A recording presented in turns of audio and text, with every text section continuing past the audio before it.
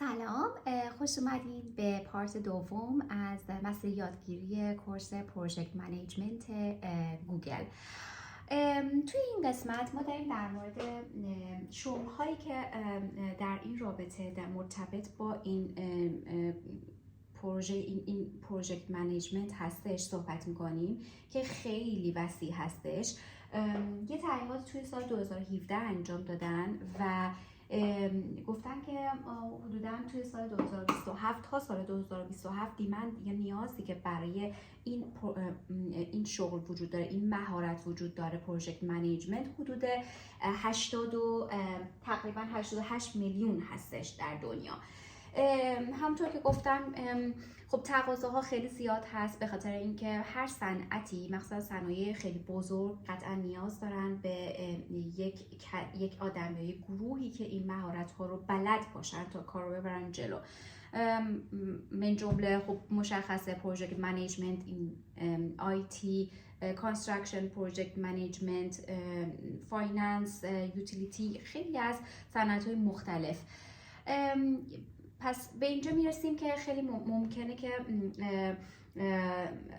اسم‌های مختلفی وجود داشته باشه برای این رول. مثلا توی این سند دیده میشه که اسم شغل‌ها مثلا امکان داره بشه اپریشن منیجر، پروژکت منیجر، پروژکت کوردینیتور، پروگرام اسیستنت. همه اینها در هر صورت همون 4 تا مهارت اصلی که قسمت اول فکر می‌کنم تو پارت اول قسمت اولش صحبت کردیم و نیاز دارن. همون 4 تا اصلی این که آدم اون پروژکت منیجر بتونه که پروژکت کوردینیتور باشه، یعنی بتونه که با همون پلنینگ و ارگانیز کردن کارها و تسک ها یه بودجه رو فالو بکنه و تایم رو با توجه به تایم یک مسئله رو حل کنه و مهارت در از پرابلم سالوینگ رو داشته باشه.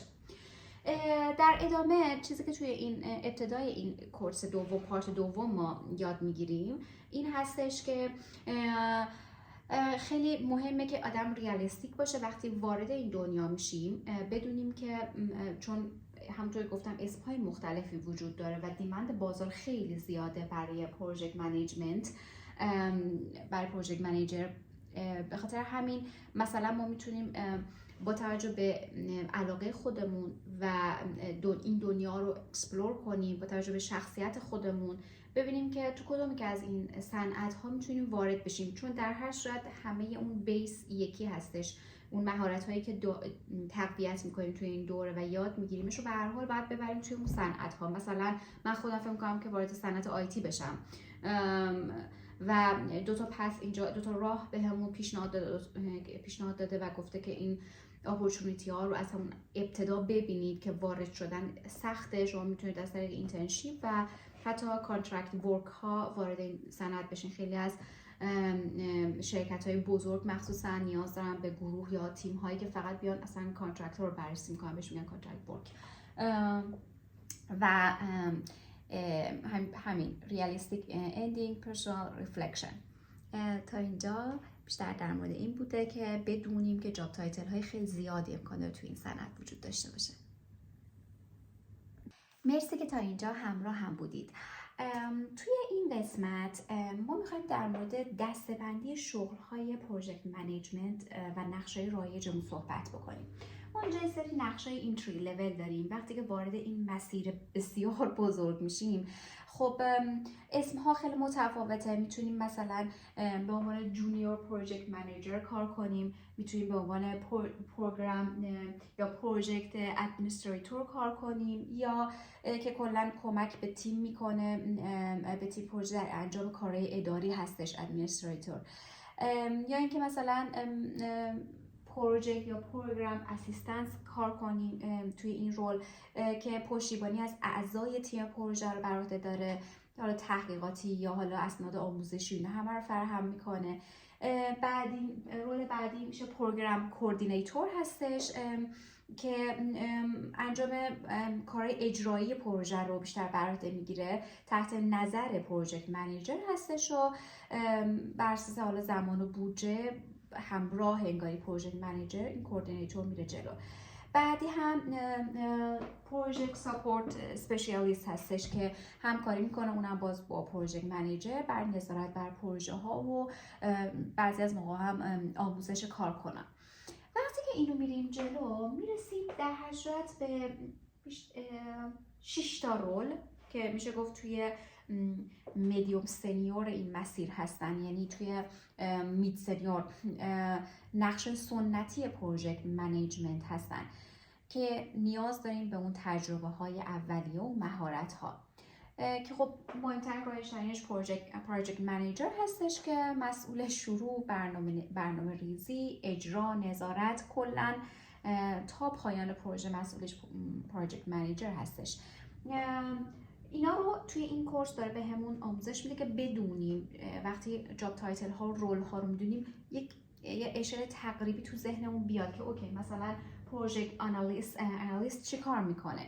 این یه تیم حالا آدمی هستش که کمک میکنه به پیشرفت پروژه از طریق تحلیل داده ها، پشتیبانی و ارائه استراتژی. بعدیش پروژکت دایرکتور یا پروژکت لیدر هستش که خب از اسمش معلومه تصمیم گیری اصلی پروژه بر اساس این نقش هستش، تعیین مسیر اون. بعدیش پروژکت کنترلر هستش، تمرکز اصلی روی برنامه‌های پروژه، بیشتر توی مثلا صنایع مهندسی، ساخت و ساز و اینا احتمالاً خیلی شنیدیم. تکنیکال پروژکت منیجر هستش، خب مدیریت پروژه‌های فنی رو داره و در چارچوب زمان و بودجه مشخص. و PMO آنالیست هم نظارت میکنه بیشتر توی پروژه خیلی پیچیده و بزرگ برای اطمینان از اینکه اون اجرا داره توی مسیر تایملاینش هستش. حالا میریم نقش های کلن پروگرام و پورتفولیو منیجر یا اپریشن منیجر. اینا یه سری به هر حال نقش هایی هستن که در واقع همون اسکیلز ها رو دارن، یه ذره ریزتر اومدن اسپسیفیک برای این نقش ها مثلا یه سری تسک هایی دادن. مثلا خب اپریشن منیجمنت ها باز خودشون تقسیم میشن به اپریشن آنالیست، اپریشن آفیسر، اپریشن منیجر. همه اینا نظارت و بر عملکرد اجرایی هستش، تحلیل فرآیندها. و همونطور در مورد اگر شنیدید که مثلا پروگرام منیجر یا پورتفولیو منیجر، اینها هم همون هستن. مثلا پروگرام منیجر این جاب تایتل رو ما توی گوگل یا شرکت‌های خیلی بزرگ می‌بینیم، به خاطر اینکه دیگه یک پروژه یا چندین تا نیست، خیلی بیشتر هستش و پروگرام منیجر همزمان داره چند تا پروژه رو همزمان مدیریت میکنه که حالا سنیور پروگرام منیجر میشه یا پورتفولیو منیجر. حتی ما توی این دنیای وسیع پی ام یا هم پروگرام منیجمنت نقش‌های اجایل هم داریم. حتما شنیدید مثلا دنیای آی تی بارون خیلی سفت و سختی گرفت، بهاره دیگه، به هر حال بارونه زیبای بهاری. اینطوری هستش که خب ما یه نقشی داریم به اسم اسکرام مستر. کلا اجایل یه متدی هستش برای پیشبرد حالا بهتر و بازدهی بهتر پروژه های بیشتر آیتی. شرکت های اینداستری های دیگه هم دارن. اسکرام مستر هم یه نقشی هستش که بیشتر هماهنگ کننده است، تسهیل کننده است. توی تیم میاد این متد رو نظارت میکنه که اجرا میشه. و پروداکت اونر که جزء هدفهای من هستش که کارش اینه که هدایت میکنه مسیر توسعه محصول رو. مثلا یوزر استوری ها رو مینویسه و کار میبره جلو، یعنی کار رو بیشتر تقسیم میکنه ریز ریز که بدونن یه پروژه چجوری قرار بره جلو. نقش های تخصصی بر اساس این صنعت کلا قابل انتقال به صنعت‌های دیگه هستن. همونطور که الان کلا صحبت کردیم، همه اینا رو توی صنعت‌های مختلف، توی اینداستری‌های مختلف می‌بینیم. اینطوری نیستش که اسپسیفیک حتما مال مثلا انجینیرینگ باشه، یا توی همه جا هست. به هر حال یه مهارتیه که استفاده می‌کنن. در هر صورت چیزی که توی این درس من دارم می‌بینم، میشه گفت تمام این حالا این تری لول ها، سنیور لول ها و یا حالا نقش های جانبی پروژکت منیجمنت توی بیشتر 3 تا چیز خلاصه میشه، 3 تا دسته بندی انگاری. یکی کوردینیتینگ، organizing و leadership. organization و leadership که کوردینیتینگ هماهنگی افراد و تیم ها هستش. organization میشه توانایی مدیریت همزمان چند تا کار و حفظ نظم. organization دیگه از اسمش معلومه. و لیدرشپ هم که مشخصه توانایی هدایت و رهبری افراد هستش توی یه تیم. از بقیه این درس داره در مورد مهارت‌های مورد نیاز پروژکت منیجر صحبت کرده که قبلا اینا رو صحبت کردیم در موردش، که توانایی رهبری داشته باشه، دوباره باز حول این ستا میچرخه، مهارت سازماندهی داشته باشه و هماهنگی بین تیم‌های داخلی و خارجی. همه این نقش‌ها باید اینا رو داشته باشن. و نتیجه گیری که میکنم این هستش که وقتی برای اولین شغل پروژکت منیجمنت اقدام میکنیم، نذاریم که این که مثلا تجربه رسمی نداریم ما رو متوقف کنه. یه اینتری لولی هست و اون سه تا فاکتوری که در هر صورت باید تقویت بشه، تکنیکاشو یاد میگیریم توی این کورس و یه مسیر شغلی با پتانسیل بسیار زیاده که توی این دنیای آیتی قطعا توی این دنیایی که ای آی داره هی روز به روز بزرگتر میشه، پیشرفته تر میشه، قطعا به این مهارت ما نیاز داریم. خب میرسیم به قسمت نهایی پارت 2 از این کورس پروژکت منیجمنت گوگل که خلاصش رو به صورت فارسی در اینجا بهتون ارائه میدم، بر خودم هم مرور میشه. ما تا الان جاب تایتل های مختلفی که در ارتباط با این مهارت وجود داره رو در موردشون صحبت کردیم. حالا میخوایم بدونیم که توی آگهی های شغلی باید دنبال چه کلمه و اصطلاحاتی باشیم که بتونه ما رو ببره به اون پیدا کردن مسیر شغلی مورد نظرمون. خب یکیش همون سرچ کردن اون اینتری لول ها، حالا یا شغل‌های مرتبط بود مثل همون operations manager یا project assistant یا کلاً هر آنچه که توی نتورکمون می‌بینیم که نیاز دارن به اون 4 تا اسکیلزی که در موردشون حرف زدیم که توی این بحث پروژکت منیجمنت خیلی باید در موردشون بدونیم که مسلماً planning, communication, budgeting and coordinating بودش. به جز اینا حالا اون میتونیم از تجربه های خودمونم توی پیدا کردن شغل خیلی استفاده کنیم. مثالی که خود کسی که داره آموزش میده میزنه، میگه که مثلا یک معلم کسی هستش که ما از 6 سالگیمون دیدیم، یک منیجر واقعی هستش. در طول روز، در طول ساعت کاریش کامیونیکیت میکنه، تایم و زمانبندی داره، میدونه که چجوری پلان کنه، میدونه که قراره چجوری ارگانایز کنه همه اون علوم و دانش رو انتقال بده به بچه‌ها. پس میتونیم حتی اگر تجربه این چنین داشتیم توی مصاحبه هامون اینا رو بگیم، چون که در اون 4 تا اسکیل توش وجود داره. در مورد اینکه ریسپانسیبیلیتی هایی که توی این شغل وجود داره، خب همه آدم ها یک بازه ای از استعدادها و تالنت ها در هر صورت دارن. یعنی اگر ریز بشن توی مسئولیت های روزانه‌شون میبینن که اینو دارن.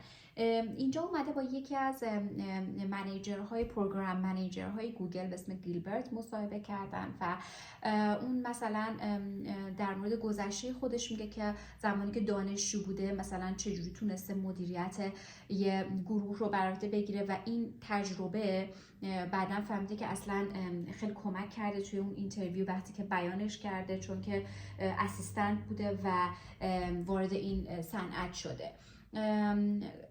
مثلا ایونت هایی که توی دانشگاه ها میذاریم وجود داره، کسی که مثلا مسئولش میشه برنامه‌ریزی میکنه، مدیریت میکنه، یه بودجه‌ای در نظر دارن و یه ددلاینی وجود داره. خب همه اینها مدیریت منابع هستش که مدیریت ارتباط با آدم ها هست و حل مسئله و که اینا تقویت میشن. یعنی اگر هم خودتون مثلا بخواین که خودتون محک بزنین که آیا این استعداد رو دارید، آیا این علاقه رو دارید، آیا از گرفتن این مسئولیت خوشتون میاد یا نه، میتونید توی بودهای خیلی کوچیک توی زندگی روزانه‌تون ببینید که واقعا اون آدم هستید که مثلا بتونید یه ایونت رو برگزار بکنید.